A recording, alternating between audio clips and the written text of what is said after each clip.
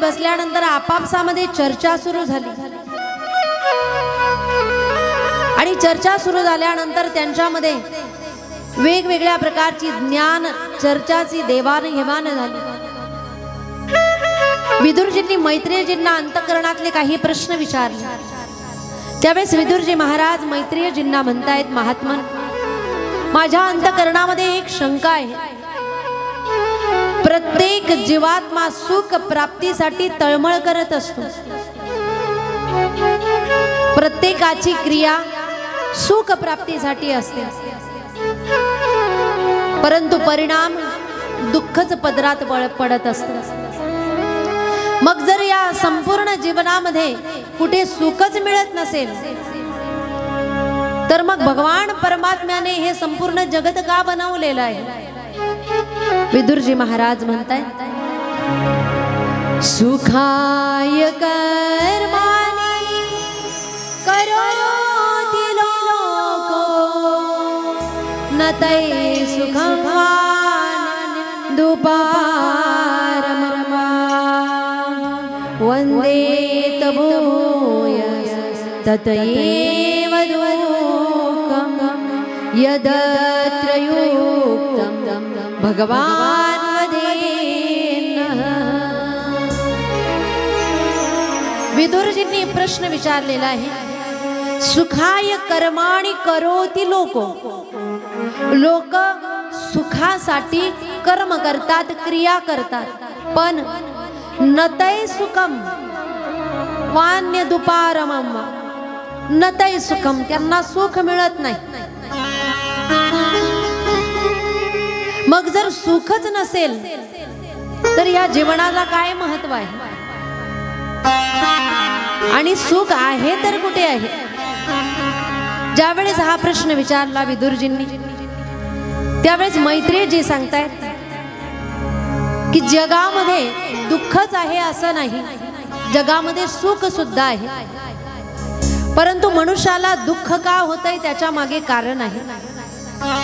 ज्या ठिकाणी सुख आहे त्या ठिकाणी जीवात्मा सुख शोधायला जात नाही, आणि जिथे दुःख आहे त्या ठिकाणी जीवात्मा सुख शोधण्याचा प्रयत्न करतोय। या संपूर्ण संसारामध्ये काय आहे म्हणतात, दुःख आहे नवे, संसाराचं मूळच दुःख आहे। संसार दुःख मूळ, चहूकडे इंगळ, विश्रांती नाही गोटे, रात्रंदिवस तळमळ। या संपूर्ण संसारामध्ये जे आहे ते दुःखच आहे, परंतु जीवात्मा संसारामध्ये सुख शोधण्याचा प्रयत्न करतोय। परिणाम काय होतोय? या संसारामध्ये राहिल्यानंतर जीवात्म्याला असं वाटतंय की शिक्षण घेतलं की आता मी सुखी होईल, नोकरी लागली की मी सुखी होईल, लग्न झालं की मी सुखी होईल, मला मुलं बाळ झाले की मी सुखी होईल, मी गाडी घेतली की सुखी होईल, घर बांधल्यावर एकावर एक मजले चढवले की मी सुखी होईल, घरातल्या सुखोपयोगी वस्तू घेतल्या की मी सुखी होईल, परंतु त्याला सुख त्या ठिकाणी मिळत नाही। संपूर्ण जीवनभर तो सुखाच्या शोधामध्ये फिरतो, परंतु ही सुखाची जी आशा आहे ही वाढत वाढत वाढत जाते। कशा पद्धतीने? तर म्हणतात, जो पायी चालतोय ना त्याला असं वाटतं की माझ्याकडे एखादी सायकल तरी पाहिजे होती, जो सायकलीवर प्रवास करतो त्याला असं वाटतं माझ्याकडे एखादी मोटरसायकल तरी पाहिजे होती, जो मोटरसायकलवर बसतो त्याला असं वाटतं नाही एखादी छोटी का असेना पण 4 व्हीलर पाहिजे होती, जो 4 व्हीलर मध्ये बसतो तो म्हणतो नाही छोटी नाही, जरा चांगली मोठी असली असती तर जरा बरं झालं असतं। म्हणजे मनुष्याचं सुखाची जी अपेक्षा आहे ही वाढत वाढत जाते। जो एका रूम मध्ये राहत होता त्याला असं वाटतंय नाही डबल रूम जर असली असती तर जरा कम्फर्टेबल झालं असतं। डबल रूम मध्ये राहायला लागले, पाहुणे आले नाही म्हणतात इथेही फार गर्दी होते, जर 1 BHK असलं असतं तर एका बाजूला बेड असला असता, पाहुणे एका बाजूला बसले असते, मुलांना अभ्यासासाठी स्पेशल रूम भेटली असती, किचनमध्ये लगेच जाण्या येण्याचा काही संबंध घडला नसता, म्हणून 1 BHK पाहिजे. 1 BHK मध्ये राहायला गेल्यानंतरही वाटायला लागतं नाही 2 BHK पाहिजे होता. तेही झाल्यानंतर नाही एक बंगलाच पाहिजे होता. म्हणजे मनुष्याच्या सुखाच्या ज्या आशा अपेक्षा आहे त्या वाढत वाढत जातात. परंतु तरी देखील मनुष्याला सुख भेटत नाही, कारण जिथे नाही तिथे शोध घेतोय. समजा एखाद्या किराणा दुकानामध्ये गेले आणि त्या ठिकाणी गेल्यानंतर म्हटले द्या 5 मीटर कापड, मिळेल का? ते म्हणतील नाही, हे कापड दुकान नाही, हे किराणा दुकान आहे.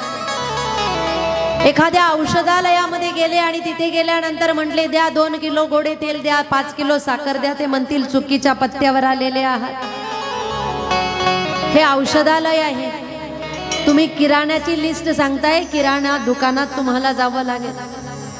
म्हणजे आपला पत्ता चुकलेला आहे, ज्याच्यामुळे मनुष्य दुखी आहे. एक मुलगा ज्याला वडिलांनी सांगितलं हे बघ पाहुणे येणार आहेत, आंब्याचा रस बनवायचा, पैसे दिले, म्हटले आंबे घेऊन ये. आणि जसे पैसे दिले मुलाने पिशवी घेतली, म्हटले चांगले आण, पिवळे बघून आण, कारण लगेच रस बनवायचा आहे. मुलगा म्हटला ठीक आहे. 4थी 5वीचा मुलगा त्या ठिकाणी पैसे घेतले आणि फक्त पिवळे आंबे आणायचे आहेत, बाकी कशासाठी कोण येणार आहे बाकीचं काहीही मुलाने ऐकलं नाही. फक्त आंबे आणायचे, पिवळे आणायचे, एवढ्या 2च गोष्टी लक्षात ठेवल्या. मुलगा गेला आणि जसा बाजारामध्ये गेला, बाजारामध्ये गेल्यानंतर मुलाने बघितले आंबे होते विकायला. मुलाने पैसे दिले, आंबे घेतले, पिवळ्या रंगाचे बघून घेतले, पिशवीमध्ये टाकून आंबे आणले, घरी आला आणि वडिलांना सांगितलं बघा पिशवीमध्ये मी आंबे आणलेले. लांबूनच मुलाला वडिलांनी सांगितलं असं कर, बादलीमध्ये पाणी घे आणि त्याच्यामध्ये आंबे टाकून दे. मुलाने बादलीमध्ये पाणी घेतलं, त्याच्यामध्ये आंबे टाकून दिले, मुलगा खेळायला निघून गेला. थोड्या वेळानंतर वडील गेले आणि गेल्यानंतर जसा बादलीमध्ये हात टाकला, आंबे आले नाही, मातीच माती हातामध्ये आली. वडिलांनी आवाज दिला मुलाला, काय रे तुला आंबे घ्यायला पाठवलं होतं? म्हटले हो. आंबे आणले होते? म्हटले हो. खरोखर आंबे आणले होते, पिवळ्या रंगाचेच आणले होते. मग म्हटले हे माती कशी हातात लागली? म्हटले बाबा मी आंबे आणले, परंतु शोकेश मध्ये ठेवायचे मातीचे आंबे आणलेले होते. आंबेच आणलेले होते, पिवळेच आणलेले होते, पण शोकेश मध्ये ठेवायचे आणलेले. तशाच पद्धतीने ज्या ठिकाणी जी वस्तू आहे तिथे न घ्यायला जाता आपण दुसरीकडे शोध घेतोय, त्याच्यामुळे आपल्याला सुखाची प्राप्ती होत नाही त्या ठिकाणी आपण शोधतोय. मग सुख कुठे आहे? म्हणतात प्रत्येक जण दुःखी आहे, परंतु दुःखाचं कारण काय आहे? कोई तन दुखी, कोई मन दुखी, कोई धन बिन रहते उदास, थोड़े थोड़े सब सुखी, सुखी राम के दास. किती जण दुखी आहे? कबीरजी महाराजांनी पूर्ण दुःखी असणाऱ्यांची पूर्ण यादी सांगितलेली आहे. कोण कोण दुःखी आहे? म्हणतात ज्यांनी जगाला निर्माण केलेला आहे ते सुद्धा दुःखी आहे. जो देखे सो दुखिया बाबा, सुखिया कोई नहीं रे. राजा दुखिया, प्रजा दुखिया, तपसी को दुख दुनारे. ब्रह्मा दुखिया, शंकर दुखिया, जिनको जग ने पुजारे. कहत कबीरा वो नहीं दुखिया, जिसने मन को जीता रे. दुःखी असलेल्यांची बरीच मोठी यादी कबीरजी महाराजांनी सांगितलेली आहे. सर्वजण दुःखी आहेत, पण दुःखाचं कारण वेगवेगळं आहे. कारण आपल्या अंतःकरणामध्ये आशा अपेक्षा आहे. आणि ज्याला सुखी व्हायचं असेल त्याने काय केलं पाहिजे? म्हणतात संतुष्ट झालं पाहिजे. सुखी राहण्यासाठी मनाची अवस्था जर योग्य असेल तर मनुष्य कुठेही सुखी राहू शकतो. खूप मोठा बंगला असेल, त्याच्यामध्ये चांगला बेड असेल, तरी सुद्धा जर मनामध्ये चंचलता असेल, अजिबात स्थिरता नसेल, तर तो बेड सुद्धा त्याला कुणाला सुख देऊ शकणार नाही. परंतु एखादा शेतकरी चांगलं जेवण करून नुसतं दगडाला उशी समजून जरी झोपला तरी त्याला तिथे चांगली झोप लागते. कारण काय आहे? मनाच्या स्थितीवर या गोष्टी अवलंबून आहे. आपण किती भारी कपडे घातलेले आहेत, किती अलंकार परिधान केलेले आहेत, परंतु जर अंतःकरणामध्ये तरीही कुठेतरी संकोच असेल तर ते काहीही आनंद देणार नाही. त्याच्यापेक्षा एखादा संतुष्ट असेल आणि त्याच्या अंगावरचे कपडे फाटलेले जरी असतील तरी सुद्धा तो आनंदामध्ये असू शकतो. म्हणजे सुखी राहण्यासाठी मनाची अवस्था फार महत्वाची आहे, मनाची स्थिती फार महत्वाची आहे. आणि सुखी राहण्याचा एक मंत्र आहे का? ज्यांना सुखी राहायचंय ना, ज्यांच्याकडे थोडं छोटं आणि साधारण घर असेल ना, त्यांना जर सुखी राहायचं असेल आणि जर वाटत असेल नाही माझ्या घरामुळे मी दुखी आहे, तर जे झोपडीत राहतात त्यांच्याकडे बघा, मग तुम्ही आनंदी होणार. एखादा 4 व्हीलर घेऊन फिरत असेल तरीही दुखी असेल, तर त्याने 2 व्हीलर असलेल्यांकडे बघायचं की माझ्याकडे तरी 4 व्हीलर आहे, म्हणजे सुखी राहणार. एखादा काळा सावळा असेल आणि त्याला वाटत असेल मला देवाने काळं बनवलेलं आहे, दुखी असेल, त्याने त्यांच्याकडे बघा ज्यांना देवाने अपंग बनवलेलं आहे, परंतु आपल्याला हातपाय तरी बरे दिलेले आहेत. व्यक्ती सुखी होईल, आनंदी होईल. हातपाय असताना सुद्धा आणि सगळं काही असताना सुद्धा जर आपण दुखी असणार तर आपण त्याच्याकडे बघा ज्यांना देवाने पाय दिलेले नाही, कुणाला हात दिलेले नाही, कुणाला डोळे दिलेले नाही, कुणाला बुद्धी दिलेली नाही, कुणाला धन दिलेलं नाही, कुणाला एक वेळचं अन्न दिलेलं नाही. साधं का असेना 2-3 वेळचं आपण पोट भरून जेवण करतोय ना, आनंदी राहायचे. ज्याला एक वेळचंही मिळत नाही, आपण जर त्याच्याकडे बघितलं तर आपण सुखी होणार, आपण आनंदी होणार.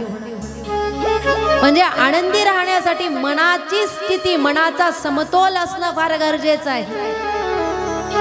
बाकीच्या ठिकाणी भटकायची गरज पडणार नाही. याच्यामुळे मनुष्य दुःखी आहे. आणि जर मनुष्य अशाच पद्धतीने जर दुःखी राहिला तर त्याचं दुःख कुणीही दूर करू शकणार नाही. आज मनुष्य दुःखी आहे, परंतु आज मनुष्य दुःखी का आहे? दुसऱ्याच्या सुखाला बघून जास्त दुःखी आहे. स्वतःकडे किती आहे हे न बघता दुसऱ्याच्या ताटात किती आहे, दुसऱ्याच्या घरात किती आहे हे बघून जास्त मनुष्य दुःखी असतो. दुसऱ्याची प्रगती बघून मनुष्य जास्त दुःखी असतो. एक व्यक्ती दवाखान्यामध्ये गेला आणि त्याने डॉक्टरांना सांगितलं माझं फार पोट दुखतं. डॉक्टर म्हटले कधीपासून दुखतंय? म्हटले जेव्हापासून शेजारच्याने 4 व्हीलर घेतली तेव्हापासून माझं पोट दुखतं. आता डॉक्टरांनी असं कोणतं औषध द्यायचं की यांचं पोट दुखणं बंद होईल? म्हणजे मनुष्य स्वतःच्या दुःखाने नाही, दुसऱ्याच्या सुखाने जास्त दुःखी आहे. मनुष्याची आशा कशी आहे? मला पाहिजे. दुसरी गोष्ट त्याच्यापेक्षा जास्त मला पाहिजे. आणि त्याच्याही पुढे जे माझ्याकडे आहे ते कुणाचकडे नसायला पाहिजे, ते मला पाहिजे. म्हणजे ही आशा जी आहे मनुष्याची, जे माझ्याकडे आहे ते कोणाहीकडे असायला नको, या विचाराने मनुष्य जास्त दुःखी आहे. म्हणून सुखी राहण्याचा उपाय कोणता आहे? तर मनाची समतोल अवस्था. मग सुख कुठे आहे? याचे कोणते स्थान आहे का? तर म्हणतात सुख या जगामध्ये आहे. कुठे आहे? साधू संत महात्म्यांनी वाङ्मयामध्ये त्याचे स्थान सांगितलेले आहे, ठिकाण सांगितलेले आहे. पहिलं स्थान सांगितलेलं आहे. सुख कुठे आहे? म्हणतात संतांजवळ सुख आहे. सुख वसे हे चिठाई बहुपाई संतांच्या. सुख कुठे आहे? संतांजवळ आहे. आणि दुसरं आहे सुख कुठे आहे? तर भगवान परमात्म्या जवळ सुख आहे. तेने विने जीवा सुख नोहे, तेने विने जीवा सुख नोहे.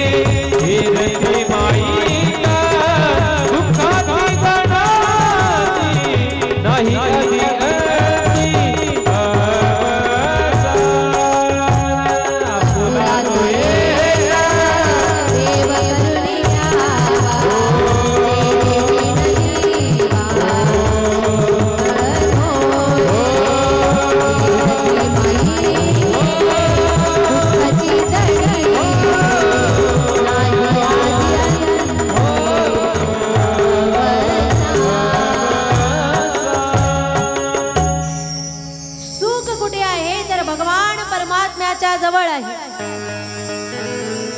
त्या भगवान परमात्म्याला आपलंसं केलं तर जीवात्मा सुखी होईल. सुख कुठे आहे म्हणतात, सुखरूप ऐसा दुजा कोण सांगा, माझ्या पांडुरंगा सारिका तू. सर्व सुखाचे आगर बाप रखुमा देवीवर. सुखी कोण आहे? भगवान परमात्मा आहे. म्हणून संतांना जर शरण गेले, भगवान परमात्म्याजवळ गेले तर जीवात्मा सुखी होईल. म्हणून जीवात्म्याला जर सुखी व्हायचं असेल तर या पत्त्यावर जीवात्म्याने गेलं पाहिजे, म्हणजे काय. आणि भगवान परमात्म्याने आपल्याला सुखी ठेवलेलंच आहे.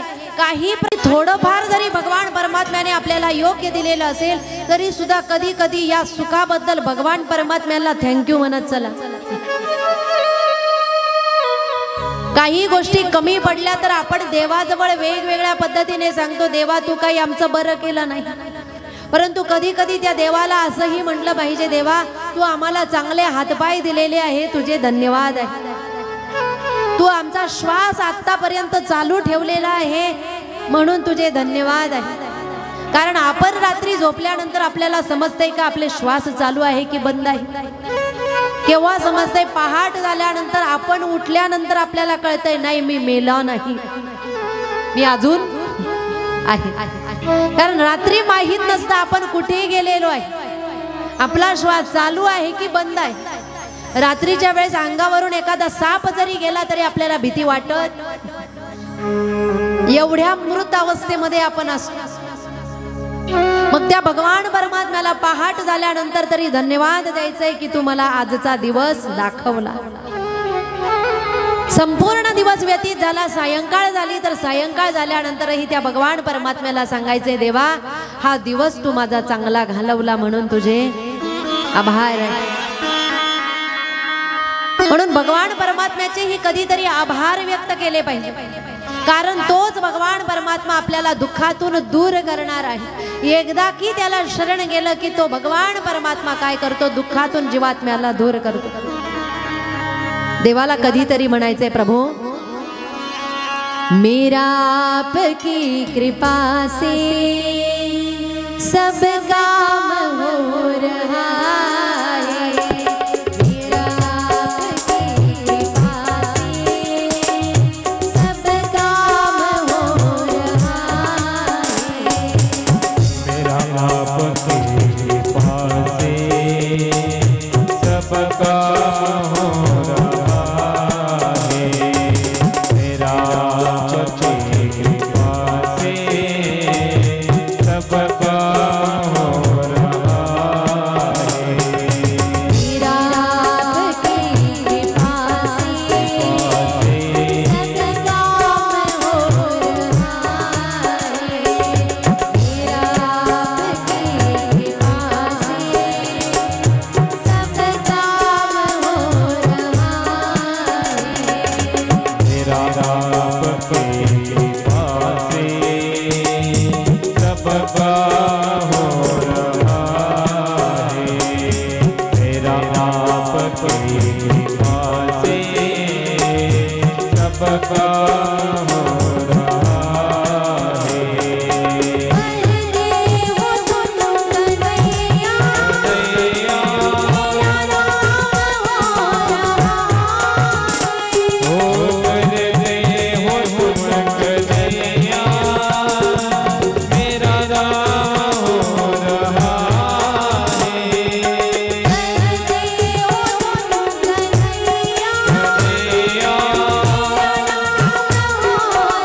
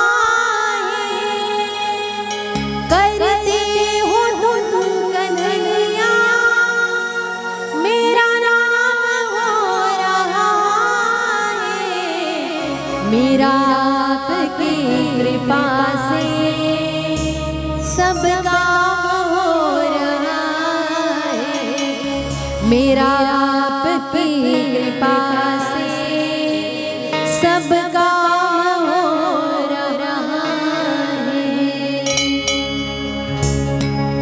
पतवार के बिना ही मेरी नाव चल रही है। मेरा आपकी कृपा से सब काम हो रहा है। त्या भगवान परमात्म्याच्या कृपेने सगळं काही चालू आहे, ज्याने सर्व काही आपल्याला दिलेलं आहे। कधीतरी त्या भगवान परमात्म्याला धन्यवाद देत चला, कारण जीवनामध्ये छोटं मोठं जे सुख असेल ते भगवान परमात्म्याने दिलेलं आहे, आणि जे दुःख आहे ते दूर करण्याचं कार्य ही भगवान परमात्माच करत आहे। मग या जगामध्ये सुख कुठे आहे हे सांगितल्यानंतर हे जगत कसं निर्माण झालं